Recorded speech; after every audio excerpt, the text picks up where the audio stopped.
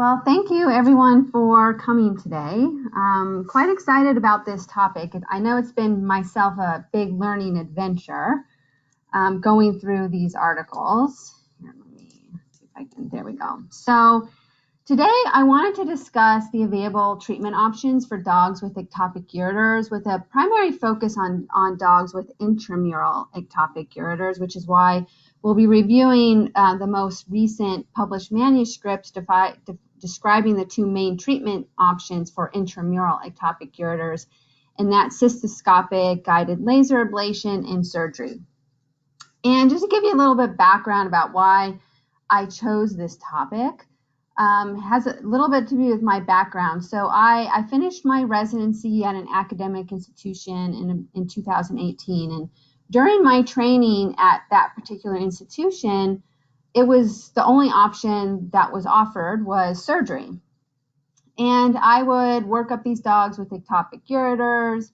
I would do their cystoscopy, diagnose an ectopic ureter, and then they were under the same anesthesia transferred to our surgery service, and they, had a surgery. And it seemed to work well. I think some dogs did continue to have continence, but in the small patient population that I saw with ectopic ureters that had surgery, they overall did well. Then I finished my residency, did a PhD, and now I'm here at Oregon State, where the primary treatment modality that we use in dogs with ectopic ureter is laser ablation. And so, that's kind of now here at Oregon State. Now that's what I've been trained to do. And I was very pleasantly surprised about how, I'm not going to say easy, but how, straightforward the procedure was. It was easy to kind of get a hang of it. But in conversations with my colleagues, the question did come up of, well, what is the, quote, better treatment option for these dogs with intramural ectopic ureters? What's the outcome compared to surgery and laser ablation, and what are the complications rates? And so then I realized actually how little I knew about actually what happens in the surgery suite, and that kind of raised the question of, well, let's look into the literature, and that's where we are today. So I dusted off a surgery book I had from vet school, awesome, and started reading about the options for surgeries and learning more about laser ablation in the literature as well.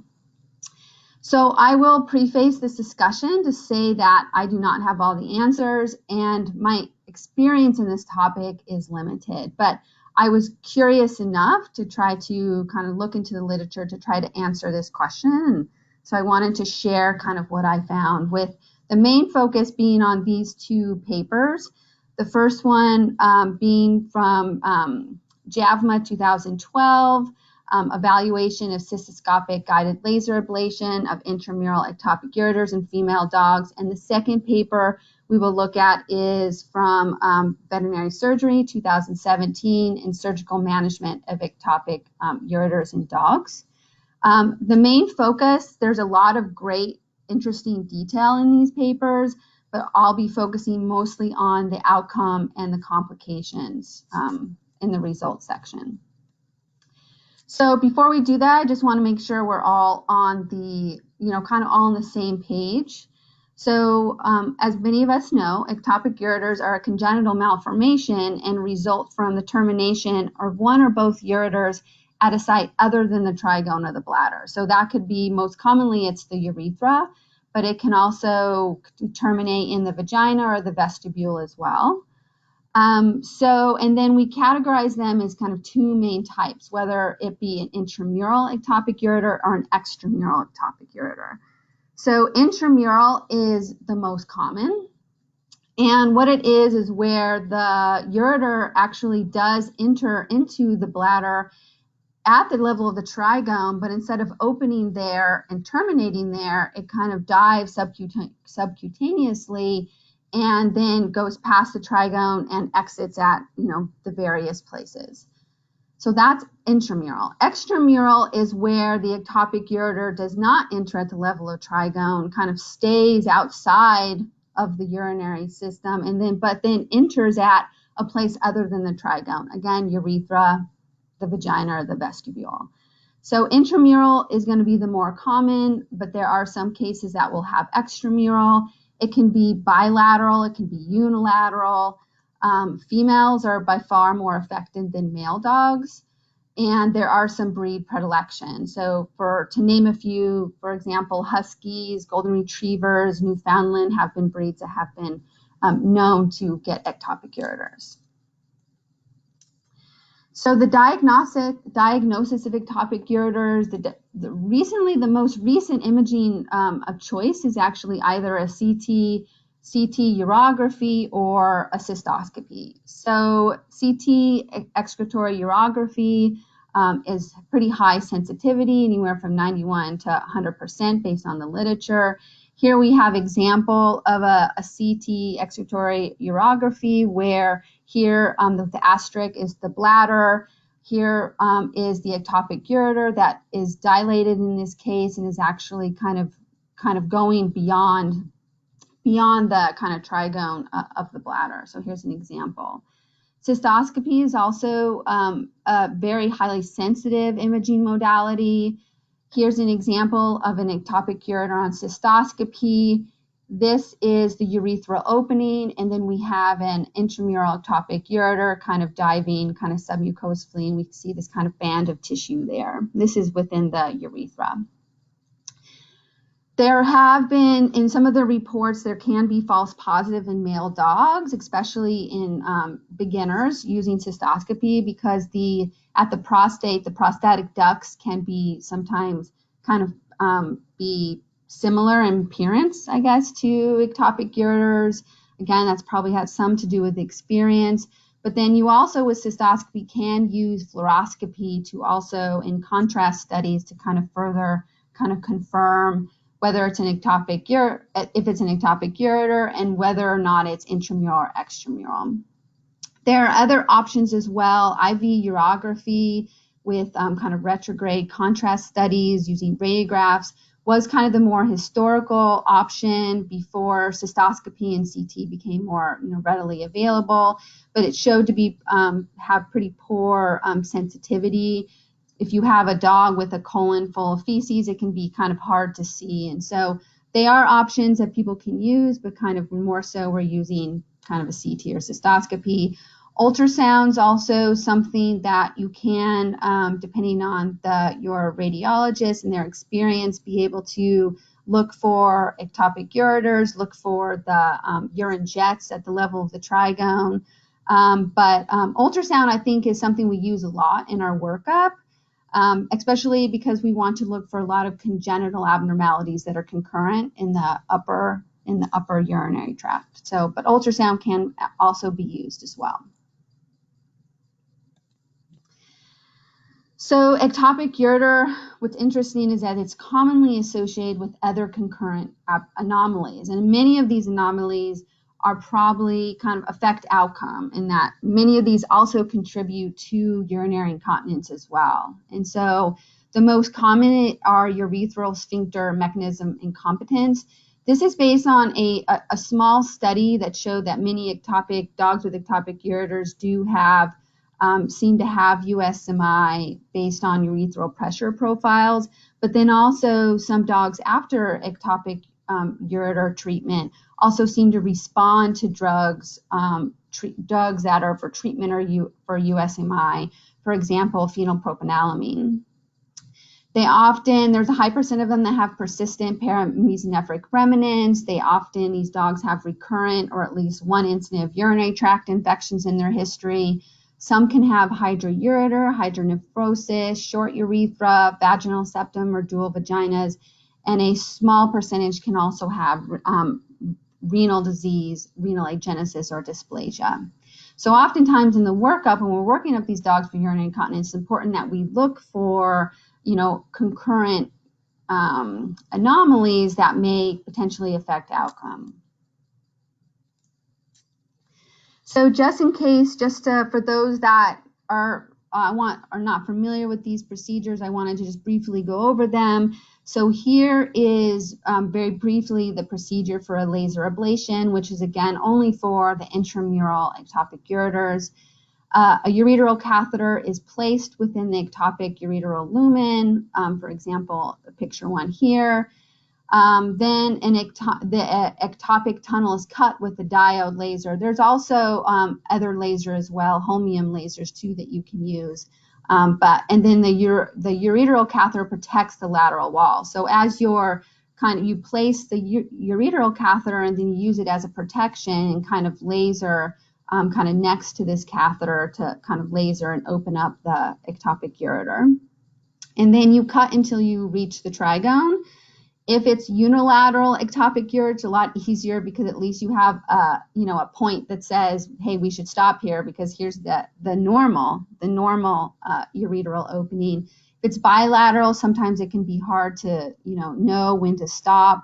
These dogs have a very often small bladder capacity because of the urinary incontinence. So sometimes it's, especially with bilateral, knowing exactly where to kind of stop can be somewhat difficult, especially if this is you're starting out with this procedure, you're new with it. But pretty straightforward.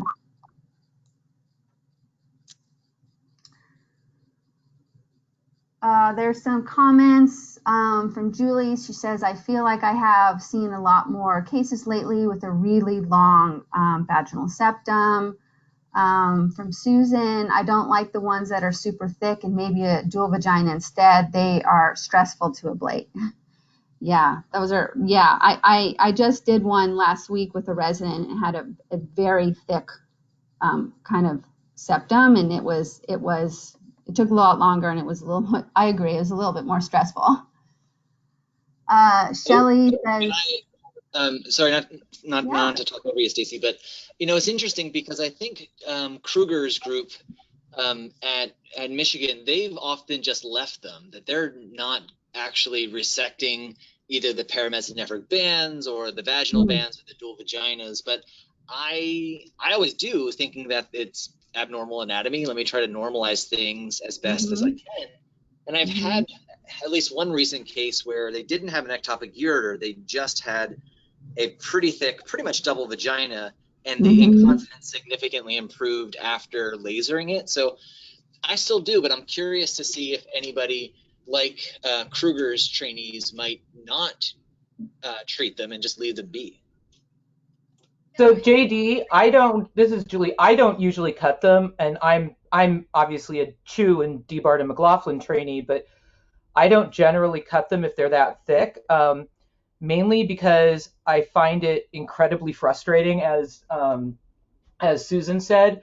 If it's something that I can see around the back of, I will cut it. But if I have to go in more than a couple of millimeters into the vagina, I leave it, unless I see like a significant amount of mucus coming out of the vagina or something like that.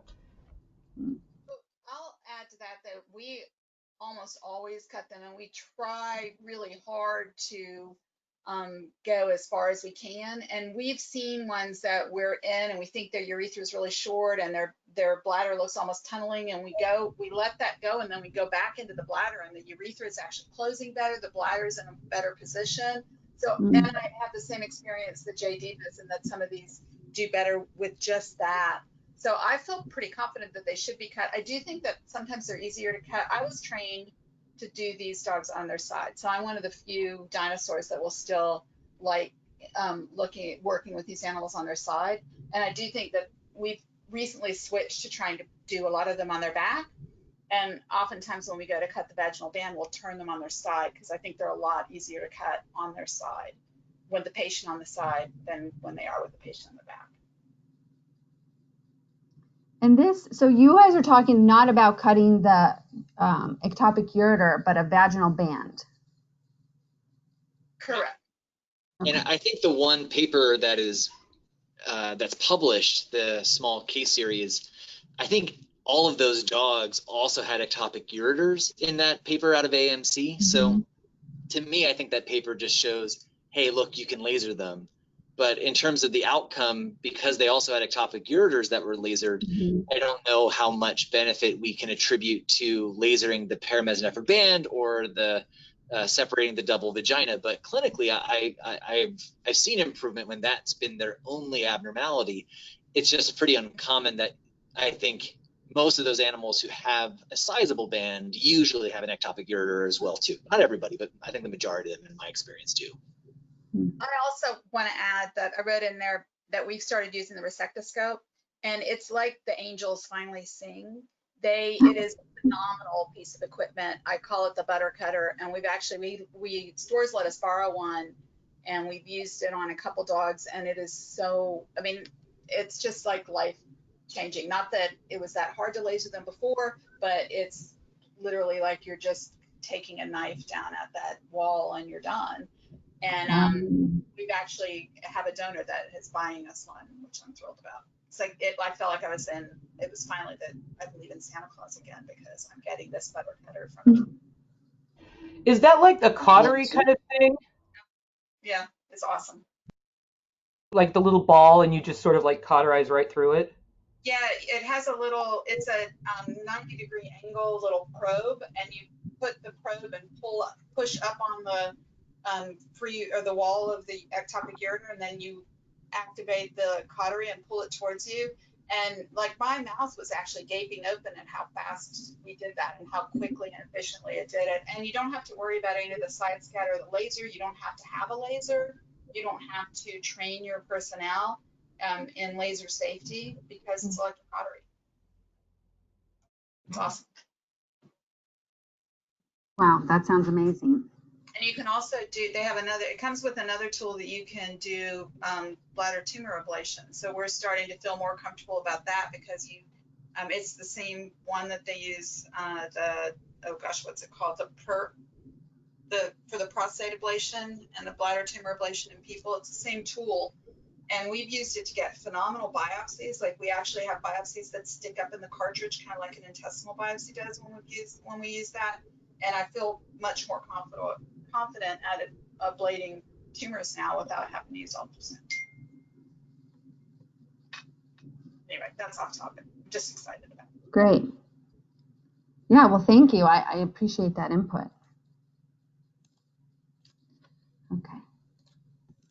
Okay, so now we're going to move on to the surgical options. And I will say you're going to have to bear with me a little bit, because I'm an internist and I'm about to explain to you what happens in the surgery suite. But these are pictures from kind of FOSSUM to kind of describe these surgeries. And so the one that is recommended for intramural ectopic ureters is called the neo-ureterostomy. And what you do is surgeons perform a cystotomy and then make a 3 to 5 millimeter longitudinal incision through the bladder mucosa into the ureteral lumen. They then suture the ureteral mucosa to the bladder. But then after that, there's this distal segment, ectopic ureteral segment that we have to that oftentimes we are surgically repairing as well. And so to repair that, they place a catheter into the distal ureter, and just distal to the new stoma, past non-absorbable sutures from the serosal surface circumferentially around the tube, staying beneath the mucosa to essentially basically ligate this closed. So this is one way that so you can ligate it closed. The second way is you actually can dissect out this distal segment. I think from my understanding, requires a little bit more expertise maybe to dissect this out. People report advantages and disadvantages of both. The disadvantages of just ligating this distal segment, some of the concerns is that this over time can recannulate, or there can be urine pooling within this distal segment. The kind of comments about the potential disadvantages of dissecting this distal segment is that when you're dissecting it, you kind of have to reconstruct this internal urethral sphincter. And this internal urethral sphincter, probably for many dogs, is probably already compromised. So when we're then kind of reconstructing that internal sphincter, could it further compromise, and kind of contribute to incontinence after the procedure? There was a paper that I'll mention later that actually compared the two, either ligation or resection, and they did not find a difference in outcome. But I did want to mention it. And there's actually a paper that looked at just leaving this open, just not doing anything with this distal segment, and that their outcomes actually were pretty good as well.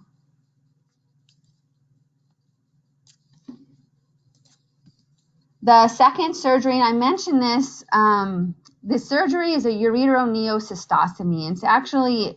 It's made really for extramural ectopic ureters, but I bring it up because there are some surgeons that I know of, but also some in the papers that I read that will do this procedure for intramural ectopic ureters. And so what they do is they ligate the ureter and the ectopic ureter and transect it, place a stay suture on the proximal end of the transected ureter, incise the bladder mucosa at the level of the trigrone, create a short submucosal tunnel in the bladder wall, spatulate the ureter end, and kind of suture it to the bladder mucosa. But even in this scenario, we have to, oftentimes the surgeons are doing something about that distal segment, whether it be, dissection, resection, or ligation. Stacie, I actually had one of these cases that was referred to us at OSU, where literally they had just sort of dropped the ureters in, and the ureters actually fused together in the middle of the lumen of the bladder. It was the very bizarre thing. So if they do drop them in like that, they need to make sure they don't leave too much sticking into the bladder, because they'll actually fuse together. And so did that patient become obstructed? Is that what happened? No, they were both open. They just had kind of one common opening-ish kind of thing. The dog was still having some incontinence issues and actually some significant problems with UTIs. And so I think they didn't really tunnel that much. I think they pretty much just opened it and dropped them in. And I've heard people doing that with cats in the past, but our surgeons kind of snipped them and then kind of redid it like you have in the illustration here, where it's more, there's a little more tunneling and that kind of thing. And that helped a bit with the problems with the UTIs, because the dog was sort of almost looking like it was refluxing up its ureters a bit. Oh, wow. Wow. Marilyn Dunn made a comment that she's seen 3 patients with infection of the remaining intramural tract that had recanalization leading to recurrent incontinence.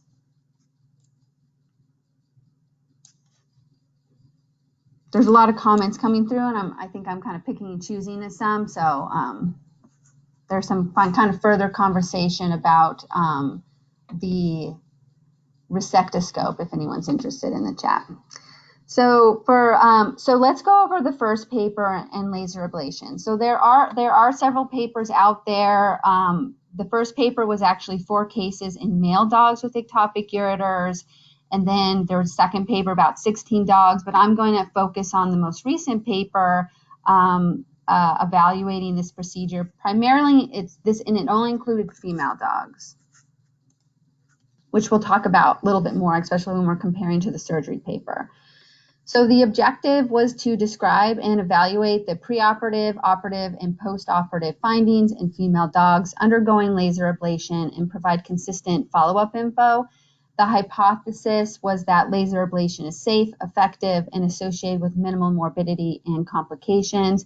What was really nice about this study is actually a prospective cohort study. So she was able to, the authors were able to actually follow these dogs for quite a long period of time. The study population was 32 female dogs that had intramural ectopic ureters diagnosed within a 3-year period. The exclusion criteria was any previous surgical manipulation of the urinary tract, no evaluation of the renal or ureteral morphology, failed to undergo a 6 to 8 week cystoscopic reevaluation, inconsistent follow-up, or if the follow-up was less than 12 months.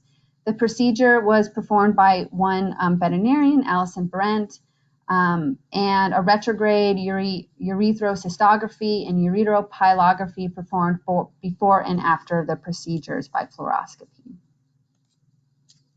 So this, in case anyone would like to see some images of the fluoroscopy that they shared in the publication, I thought they were kind of cool. So here is kind of the pre-images, here are the post-images for the right ureter and for a left ectopic ureter. So what they have here is they put in contrast into the urethra, into the bladder, and then as well they placed a ureteral catheter and have contrast there too. And this arrow is pointing to actually where their scope is, and the scope is kind of pointing towards the ectopic ureteral opening. And then with the contrast, they can see that it does have an intramural tract. So it is an intramural. And then here's post on that, where they've now moved the scope up to where the new neo-ureteral opening is to kind of confirm placement and also look for extravasation of any contrast. And the same for the left side as well.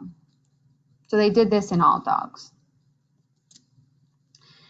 Follow-up is they did a repeat cystoscopy 6 to 8 weeks after the procedure. The owners were also contacted at multiple time points and given a written questionnaire. And in this questionnaire, the owners were asked to report a urinary incontinence score, which ranged from 1 to 10. 1 being is that they were continuing to leak urine all the time, and 10 was no urine leakage. What's really nice about this paper is it had a very defined way of treating these dogs after the procedure if they continued to be incontinent. So if they were incontinent at 2 weeks, they prescribed phenylpropanolamine at 1 to 1.5 mg per kg by mouth every 8 hours. If they continued incontinence after 2 weeks of PPA, then they were tried on an estrogen supplement. If they then still continue to have incontinence, the owners had the option of doing a periurethral bulking agent injections and or a hydraulic occluder.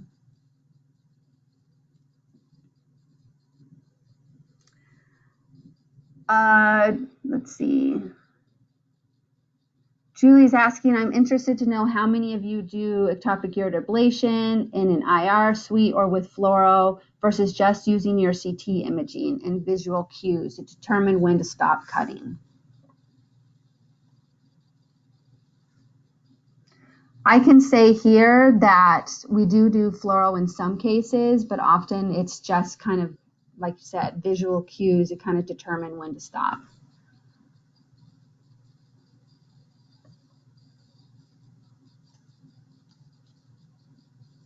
I think some of this will come out in the survey as well, Julie. It has some information there too about how people diagnose it and what kind of imaging modality. So we'll review some of that. Thanks. So the results. So this paper had really great follow-up. Only 2 of the dogs were excluded, 2 of the 32 dogs due to loss to follow-up.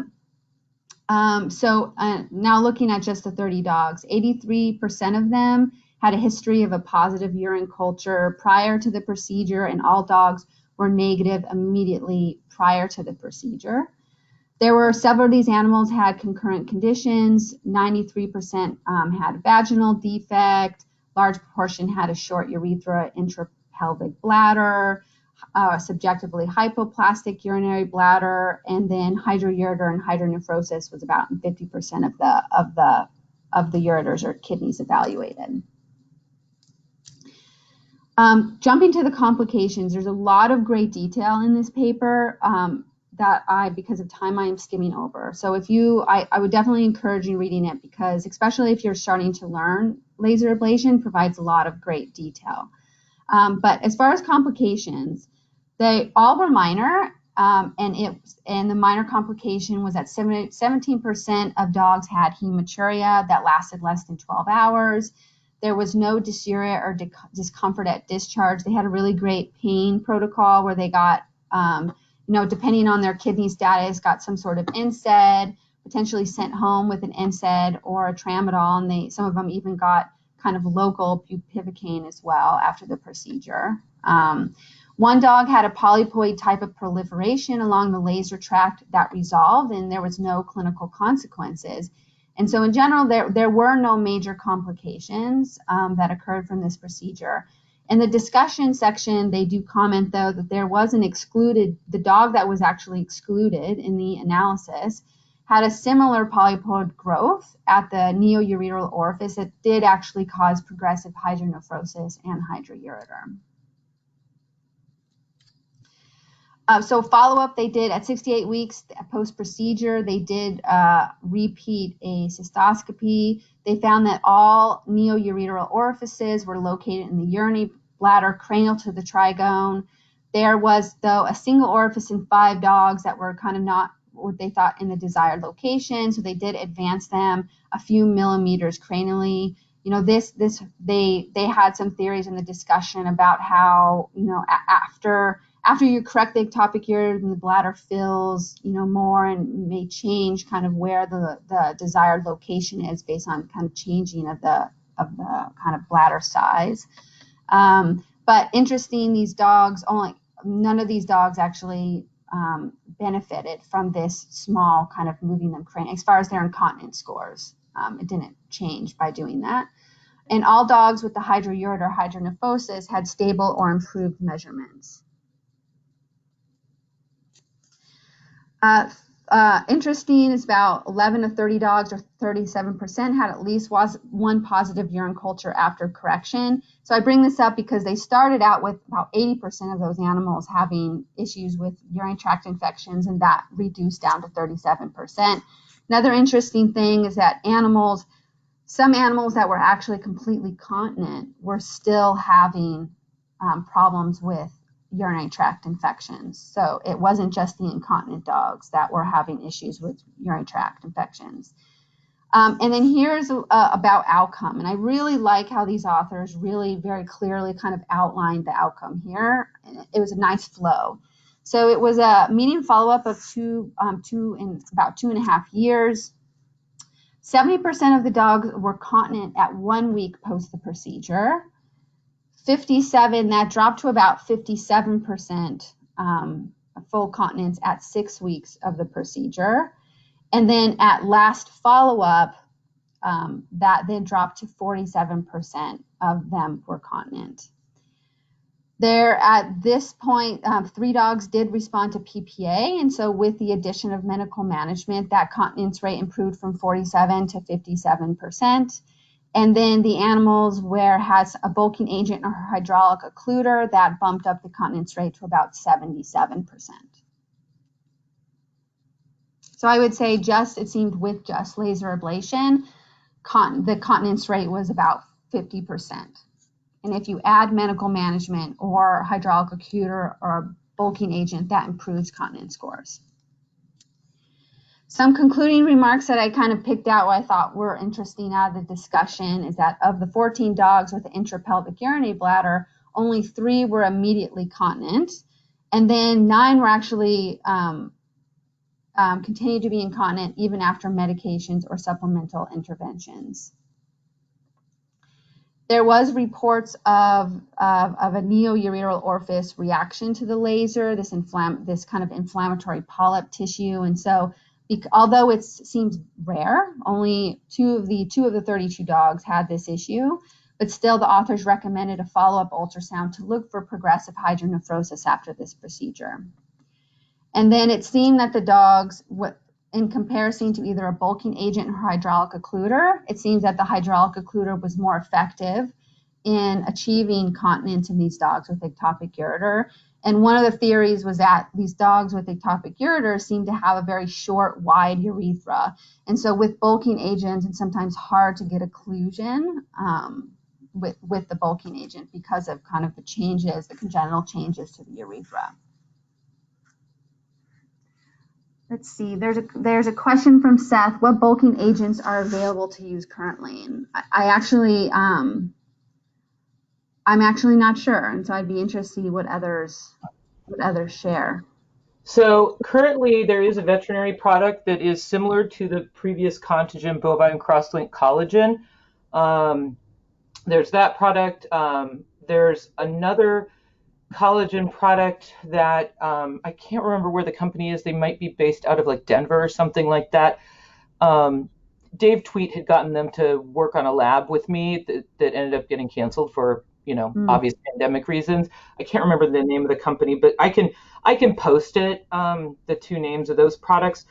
I have used both of the products, both at labs and also on my patients, and they're somewhat similar. The one weird thing about the other veterinarian product, the newer one, which the name is completely escaping me, somebody write it down in the chat, is that the needle, you buy the needle separately, and the needle's really, really short, which some people really like and some people really don't. And then the other is that it separates, and the tube that you're injecting it in is clear, so you actually see the collagen in this clear gel separating, and it freaks. Yeah, Avalon's one of them. Yeah, Regain from Avalon. Yes, thank you, Marilyn. That's the one that sort of separates, and you have to warm it. So we stick it in our. We have an incubator that, because Durham shares our special procedure space, they have an incubator in there to warm fluids for ear flushing, and so we basically stick it in there and let it warm up when we begin the procedure, when we start the scope, so it's warm enough, and then you have to really mix it up. And I just don't like seeing it separate, and maybe the old Contagen product separated, but because the needle that we were injecting it with was not clear, it was opaque, you didn't see it separating, I don't know. But I don't have a preference between those two products.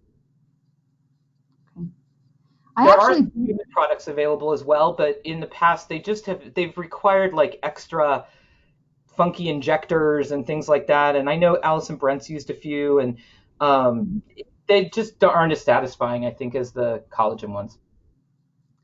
It's interesting because I just... Sorry, go ahead.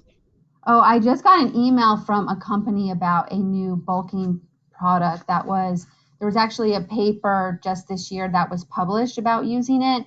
I don't know the details, but I'm happy to kind of send everyone the email with that product. I'm not sure what that was.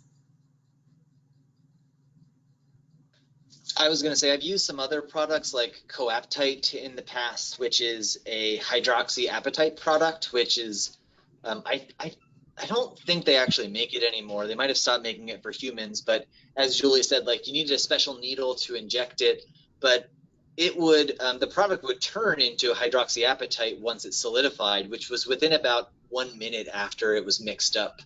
So you had to be good at doing the bulking, and you had to have everything ready.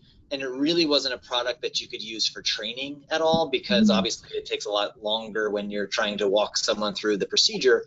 Otherwise, you'd have this syringe that would end up being full of hydroxyapatite that you couldn't get out.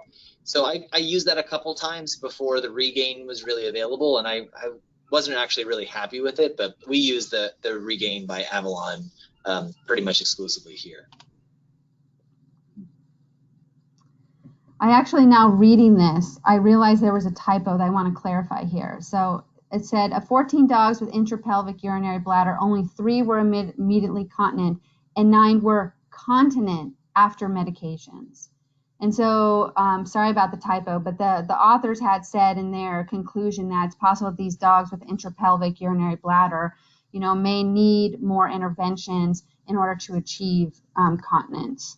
So just wanted to point that out. So really, I really don't have, critiques about this paper. I think it was beautifully done. I love the prospective design. They had great follow-up. It was very, very clear and standardized what these patients have, and so it was easy to kind of understand their outcome. If I'm trying to really grasp for something, I would say that, the procedure was performed by one veterinarian. That's good in the sense that reduces variables. But, I have to say, I always think, well, what's the success and complication rate for others? If we had included procedures from other people that concluded the outcome and complications of others, potentially with maybe some less experience, what would the success and complication rate be? And then, like many of these papers, there was no urethral pressure profile determined to really know the prevalence of the USMI before and after the procedure. So here I kind of went into the literature and compared, kind of looked at those 3 papers that have been published, looked at their outcome and their complications. So in the 4 male dogs that had laser ablation, all of them were continent after the procedure, and that seems to be a trend. Male dogs, either both with surgery and with laser ablation, just tend to do quite well after treatment. And those 4 dogs, no complications were reported. The paper from Smith and JAVMA 2010 with a small population, 13 female dogs, 31% were continent, 38% were continent with PPA, and 31% improved.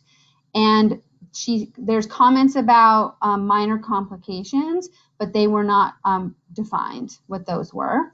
And then here's our paper we just reviewed with Brent Javma 212, about 50% continent rate that improved to 57, hematuria, and these very rarely is polypoid tissue proliferation. And I did want to mention there is a case report published in JAHA 2018 that reported encrusted cystitis 3 weeks post-laser ablation. So now we'll move on to the surgery paper. There are a lot more papers talking about surgical management of ectopic ureters. They are difficult to compare, and we'll talk about why, because they're all a little bit different patient population, different surgeries. But we're going to focus on the most recent one from 2017. The objective of this paper was to report clinical outcome after surgical correction of ectopic ureters in dogs and to identify prognostic factors for long-term continence. Their hypothesis was that colposuspension performed during the surgical correction of ectopic ureter improves postoperative urinary incontinence, and that neutering does not. And so for those of you that don't know what colposuspension is, and this is my very basic understanding of it, but essentially where you're pulling the urethra and the bladder further into the abdominal cavity by kind of suturing the urethra around a pelvic ligament. It was a retrospective study, and the study population was 47 dogs that underwent surgical correction over about a 7-year period.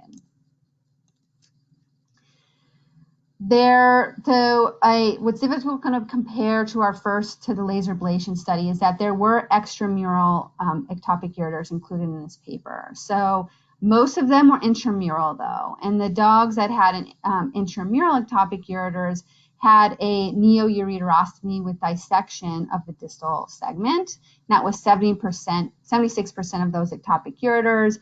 Some were extramural where they got the ureteroneocystostomy, and that was 14% of the ectopic ureters. And some dogs had a nephroureterectomy in dogs with severe kidney malformation. That was 11%.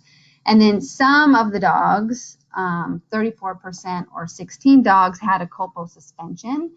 And if they were intact, dogs were neutered. There were some dogs that were neutered prior to the procedure, and then some at the time of the procedure as well, or shortly after the surgical procedure. They had 1 month follow-up where they did an ultrasound, an intravenous pyelogram with a pneumocystography. And if they were incontinent, some of the dogs actually did have a urethral pressure profile performed. And the incontinence score, there was multiple time points where they did a continence score at pre-op, at discharge, 1 month post-op, and long-term follow-up. And they scored it a much more simpler score, probably because the retrospective design was either they were incontinent, they had sporadic incontinence, or they were continent. So like I said, most of these were intramural and 14% were extramural. Similar to the first paper, a lot of these dogs had concurrent congenital abnormalities. Again, 40% pelvic bladder, hydroureters, hydronephrosis, renal hypoplasia, and ureteral seal. Complications. So 32% of dogs, or 15 of the 47 dogs, had minor complications of dysuria, plaquuria, and hematuria. There were major complications that were, in 5 dogs, they did have major complications, 3 of which had a uroabdomen and 2 had dysuria due to the colposuspension. Dogs with long-term follow-up, about 47% of owners continued to report incidents of bacterial cystitis. So despite correction, they continued to have issues with urinary tract infections, although this was by owner report only.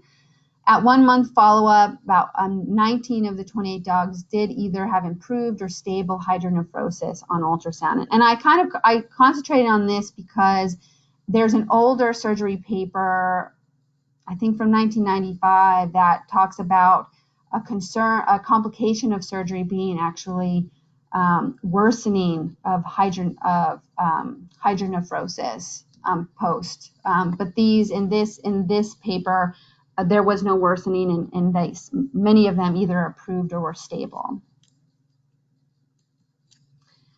So for the results, 7 of the 15 dogs that had recurrence of incontinence had a urethral pressure profile performed. 6, and the majority of these dogs that had the profile performed had a low maximal urethral pressure consistent with urethral sphincter mechanism incompetence.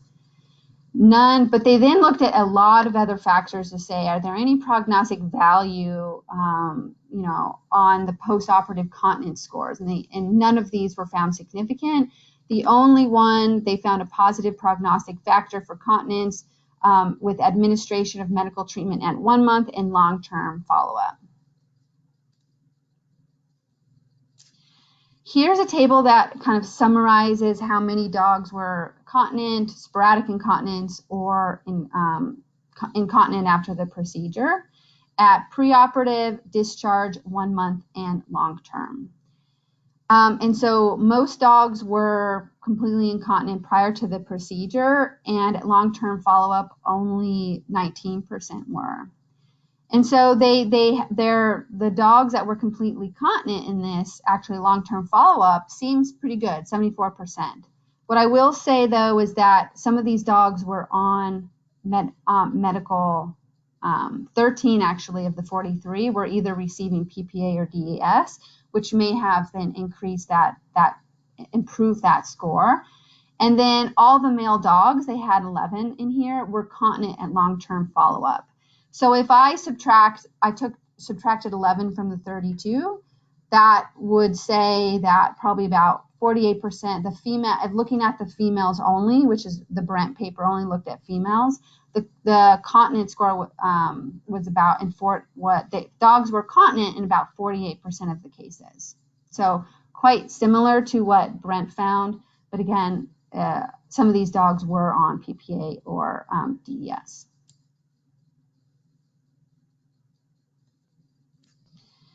So some concluding remarks that they found no association between copal suspension in dogs with intramural ectopic ureter and post-op continence. I kind of defined here the outcome with the copal suspension. It actually kind of looks quite good. 63% of the 16 dogs were continent, 13% had sporadic incontinence, and 19% were incontinent.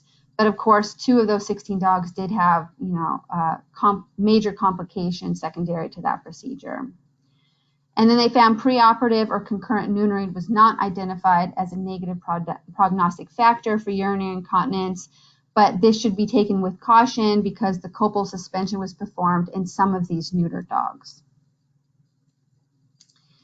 Some of the limitations, of course, is the retrospective design. There's going to be missing info. Some of these are going to be lack of follow-up. I question a little bit about the all these factors they looked at to determine which factors have an effect on post-op continence scores. And I question it because I worry that there may not have been enough statistical power due to the small sample size and the 10 factors that they looked at. I think if they focused on fewer factors with a small sample size, maybe they would have found more significant, there may have been more power. And they do comment about the discussion about why they didn't find a pelvic bladder to affect post-op incontinence. And I think the bottom line is just, the sample size is too small. Copal suspension occurred in some dogs, and I just feel like that added a variable to study. When we start adding, this paper didn't just look at surgery for correction of ectopic ureter. It looked at some of these dogs had copal suspension. It just kind of muddies the water a little bit when we're really when I'm trying to find out what the outcome of surgery was, especially if some of those dogs had additional surgical procedures. And I think that if we wanted to really know about whether the benefit of copal suspension or not, if we had to do a retrospective study, you could try a case-controlled study as retrospective design with a larger population, but I think in general it would be better assessed in a prospective design. And then a UPP was not performed in all patients, but I will give them credit for performing it in some of the patients, most of which had evidence of USMI. So again, just like what I did for the laser ablation papers, I then looked at the outcome and the complication rate of the more recent surgery papers that were published. I will say that this was hard. And the reason that this was hard is because I really wanted to know what's the success of treatment of intramural ectopic ureters, especially just this procedure, the neo-ureterostomy procedure, specifically for intramural. And so I found it difficult because a lot of these papers, they included both intramural and extramural. Their patient population varied. A lot of them didn't just look at females, they looked at males and females, and we know that males tend to do better after treatment. And so that may falsely improve their continence score post-op because of the addition of males. And then there's some papers that just didn't. Some papers were like, this is how the intramural dogs did, and this is how the extramural dogs did. But some papers did not define that difference between those groups. The ones that I did, I put here. So the whole paper from 1995 had 40 dogs, continent rate of 50. And you can go through here. This was the paper that looked at the difference between resection and ligation of that distal segment. I think in general it varies. The continence score ranges anywhere from 29 to 77%. Again, but we have to understand that it's somewhat difficult to compare to the laser ablation paper because of the differences in the patient population and the variable surgeries that were performed. Surgery complications outlined here again with the focus on the papers that stated the complications of just the neo-ureterostomy in the dogs that have intramural. And so this one from 2006, neo-ureterostomy in 35 dogs. One dog had incisional dehiscence. One dog did have septic peritonitis. This paper from 2011, they did not report it.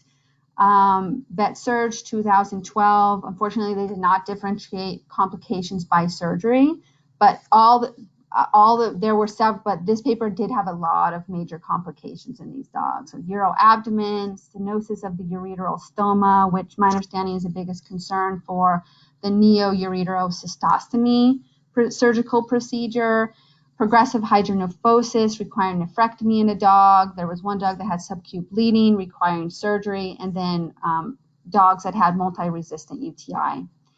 But then in 2014, there was this paper in a smaller population of dogs that only got the neo-ureterostomy procedure, and there were no major complications, but the minor complication was higher. Probably because they are, incising into the bladder, so it would make sense that those dogs would have, more stranguria, suture reactions and things. So I think the reading between the lines in these papers, I do feel that the neo-ureterostomy procedure has less major complications than the neo-ureterocystostomy procedure. There's more likelihood of a uroabdomen with the latter procedure, more likely to be stenosis, causing worsening hydronephrosis and hydroureter. So anyway, I tried to, but again, these papers were a bit hard sometimes to really focus on the dogs with intramural.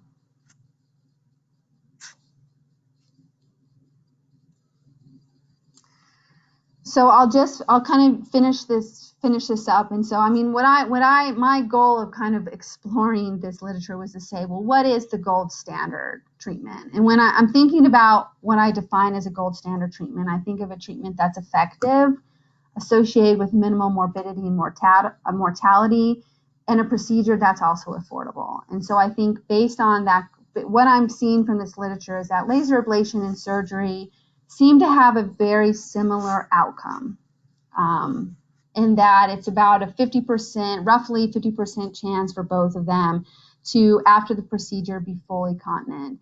And a portion of those dogs will get better with the addition of medical therapy. When it comes to effectiveness, seems relatively similar. That's what I'm getting from the literature. As far as the problem is that there are more complications with surgery, especially major complications. And as far as affordability, although I didn't crunch the numbers, because laser ablation can be an outpatient procedure, that laser ablation probably is the cheaper option in probably many institutions. And so based on that, I would say that laser ablation does seem to be what I would call a gold standard treatment. But I'm willing to listen. I want to listen to other people's opinions about this and what they think. Question I agree. Is how frequently people are still performing or recommending colpo suspensions. I haven't sent one in a long time, and the last one I've seen was worse after it in terms of its incontinence. So is that something people are still doing with relative frequency?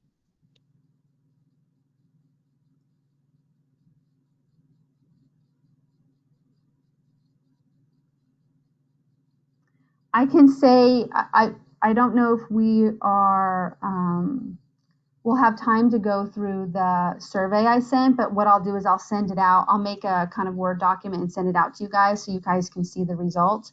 But only 2 people that did surgeries commented, and neither of them said they did copal suspension, for what it's worth. I saw the second one I've ever seen Mary McLaughlin do like 3 days ago. And it was a dog who had a non-functioning kidney, like based on scintigraphy, but a huge dilated ureter that we had ablated, and we're hoping we could get a little more function in the kidney, because originally it was not functioning at all, and it still wasn't doing anything. Everything was coming from the other kidney. So she did a nephrectomy and spayed the dog, but the dog had a really short urethra. And so we re-scoped the dog, and the dog's urethra had actually gotten bigger in the 3 or 4 months since we scoped it, because it was a golden retriever. You know, one of those white goldens. They all seem to have ectopic ureters these days. And the dog had gotten bigger. It was now 7 months old, but she did a copal suspension. I didn't get a chance to go into detail with her about why she did it. I think the owner got sort of sucked into it, read about it, something like that. And Mary was like, I never do these. She's like, I haven't done one for like 10 years, but we used to do them all the time. But she felt the same way about just her success was never as good as what Peter Holt has always reported.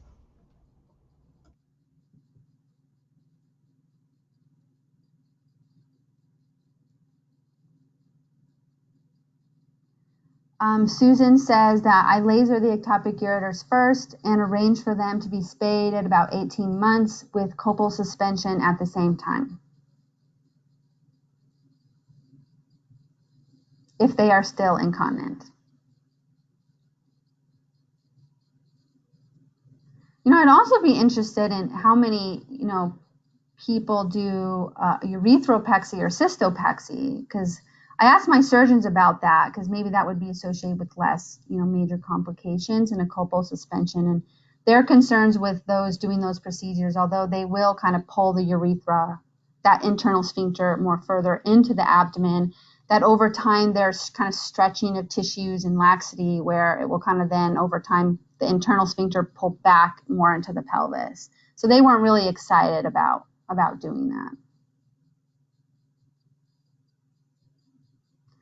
But I think like from Berent's paper, the animals that had a pelvic bladder, a small portion were continent, but a lot of them just did not respond to medical therapy. So it makes it seem like those dogs, we do need to have other options, whether that be surgery or attempting, bulking procedures in those guys.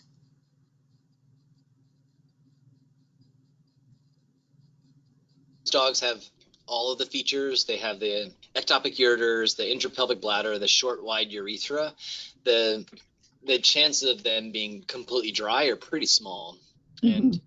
And I usually stage it, and I'll try to laser it and see what they do. And then if they're still leaking, I'll offer them collagen just to see if they're going to be one of those dogs. Sometimes you'll get 2 years where they're doing really well, but most of those dogs with the short, wide urethras maybe get, in my experience, less time, certainly oftentimes only a couple months or minimal response if you can't even coaptate the mucosa.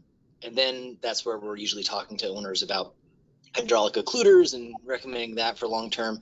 I'm just still a little nervous. I haven't had enough hydraulic occluders where I have a good comfort level in terms of the frequency of urethral strictures and dealing with that. And personally, I'm still at the point now where I would rather put collagen in multiple times if the owners are on board for it as a relatively safe outpatient procedure than having to worry about a urethral stricture secondary to the occluder and the complications that are associated with that. Maybe I'm just partially being a wimp too.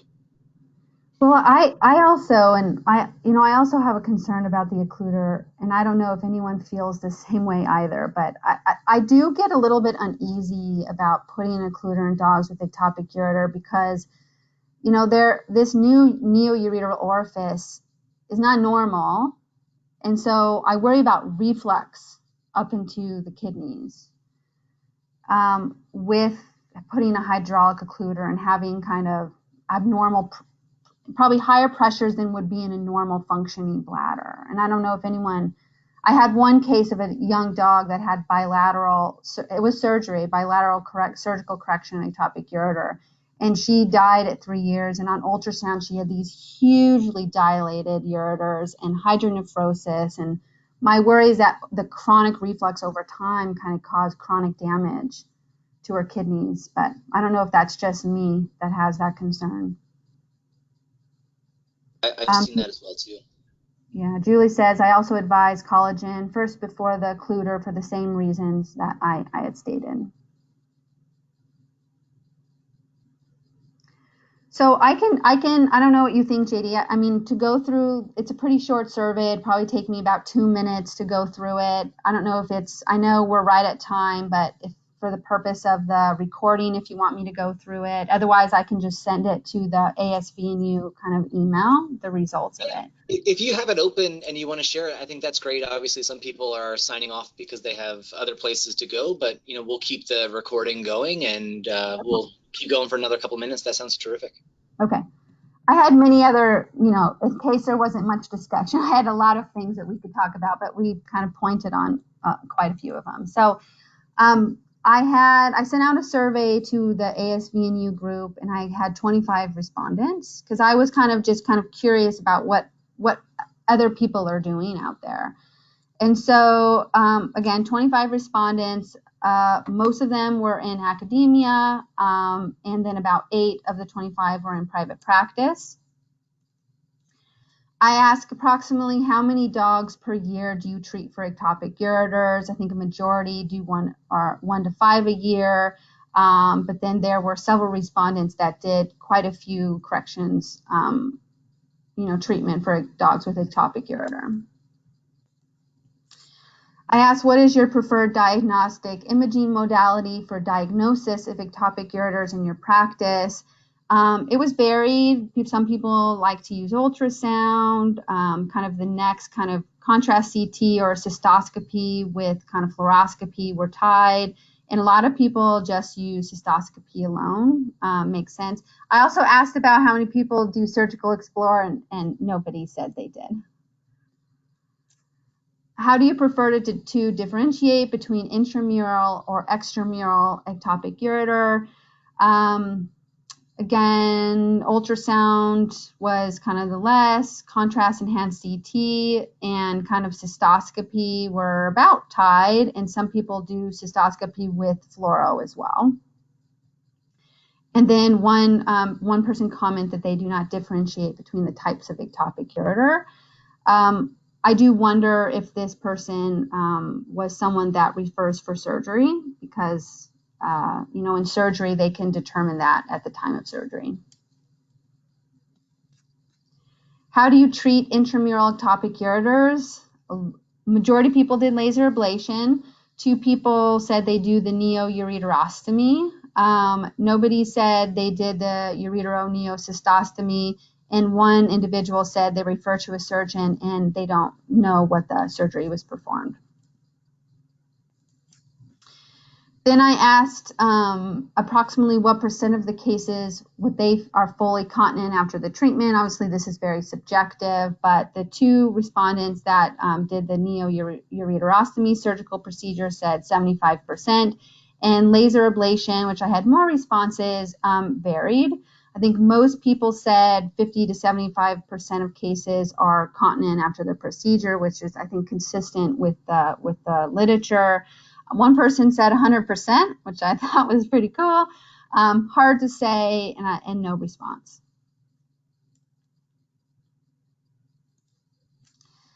Then I asked, do you have access to it? The two people or the three that did surgery, do you have access to a surgeon that can perform surgery these are switched, I'm sorry. Of the respondents that did either neo-ureterostomy or referred to a surgeon, they did not have access to the tools to do laser ablation. So I'm not entirely, I mean, it's assumed there because they don't have the tools, then, surgery was the option that could be offered at their institution. Of the respondents that did laser ablation, they said that they did have access to a surgeon. All of them did. So the assumption is that they then prefer to do laser ablation in those cases. In cases where you follow up with a repeat cystoscopy, approximately what % of cases need laser revision? So these were asked of the people that did laser ablation. They said that less than 25% of cases need revision, and then 9 of the 22 respondents said they do not repeat cystoscopy. Do you perform a urethral pressure profile in dogs with ectopic ureters? Sometimes, depending on my clinical suspicion, was one individual, only in dogs that continue to have urinary incontinence after laser ablation or surgery, in one individual, never in 9, and then 13 said I don't have access to the equipment to perform a urine pressure profile. I think that's it. Great, Stacie, that was really fantastic. That was an excellent review. Thanks so much for all that literature that you were citing and giving a really, really in-depth review over ectopic ureters. It was really fantastic. So thank you so much. That was terrific. You're welcome. My pleasure. I know I learned a ton, so it was a good adventure. Excellent. Well, we'll go ahead and we'll wrap it up. Our next session is in 2 weeks, and Andre Lesueur will be presenting literature review on antiproteinuric therapy in small animals. So really looking forward to that. And for people who are attending who have still not signed up to present in the future, please do. We're still looking for a lot of our sessions in the fall to be filled.